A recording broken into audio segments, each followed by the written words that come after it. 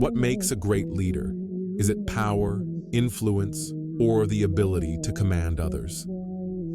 In today's fast-paced corporate world, leadership is often seen as control, but Islamic leadership takes a radically different approach. The Prophet Muhammad, the greatest leader in history, led with compassion, integrity, and service, qualities that modern psychology now recognizes as essential for effective leadership. But how can we apply these principles in our professional lives today? In this video, we'll explore the core principles of Islamic leadership, how modern psychology aligns with the Sunnah practical exercises to develop leadership skills, real-life case studies of successful Muslim leaders. Let's dive in. Chapter 1. The Foundations of Islamic Leadership. True leadership begins with self-leadership. The Prophet said, "The leader of a people is their servant." Modern psychology confirms that servant leadership, putting the needs of others first, builds trust and loyalty. Leaders who prioritize their team's well-being see higher productivity and commitment. The three pillars of Islamic leadership are ikhlas, sincerity, leading for the sake of Allah, not personal gain; amana, trustworthiness, being reliable and just in decision-making; shura, consultation, encouraging collective wisdom rather than dictating orders.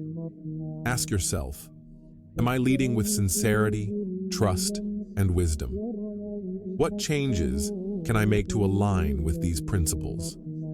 Chapter 2. Emotional Intelligence and Leadership. In leadership psychology, emotional intelligence, EQ, is now seen as more important than IQ. The Prophet, peace be upon him, was a master of EQ. He understood people's emotions and responded with wisdom. 4 key emotional intelligence traits for leaders: self-awareness, understanding your emotions and reactions; self-regulation, controlling impulses and acting with patience; empathy, understanding the struggles of those you lead; social skills, building strong, positive relationships. Every morning, take 5 minutes to reflect on your emotional state. Ask yourself, am I leading with patience and wisdom? Chapter 3. Decision-making with Baraka.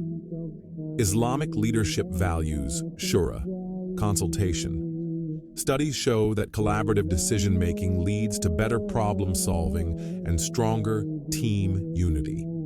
The Prophet's decision-making process: seek knowledge, understand the situation deeply, consult wisely, gather input from experts and stakeholders, pray istikhara, ask Allah for guidance, act decisively. Once clear, execute without hesitation. Next time you make an important decision, apply this process. Don't rush, seek wisdom first. Chapter 4. Conflict resolution. Lessons from the Sunnah. Leadership means handling conflict with wisdom. The Prophet never reacted with anger. He listened, understood, and found fair solutions. Modern conflict resolution techniques inspired by Sunnah. Active listening. Give full attention without interruption.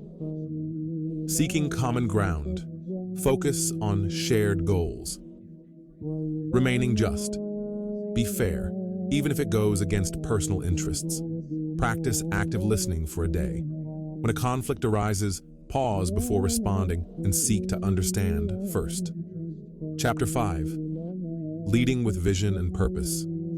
Every great leader has a clear vision. The Prophet had long-term goals, not just for his time, but for the generations after him. How to develop a leadership vision. Write down your core values. Define your long-term impact. Create a strategy to achieve it.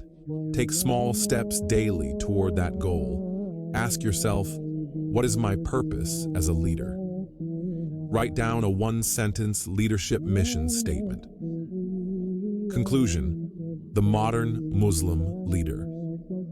Leadership isn't about status, it's about responsibility and service. Whether you're managing a team, a business, or just your own life, applying Islamic leadership principles will set you apart in the modern world. This week, pick one leadership trait and apply it every day.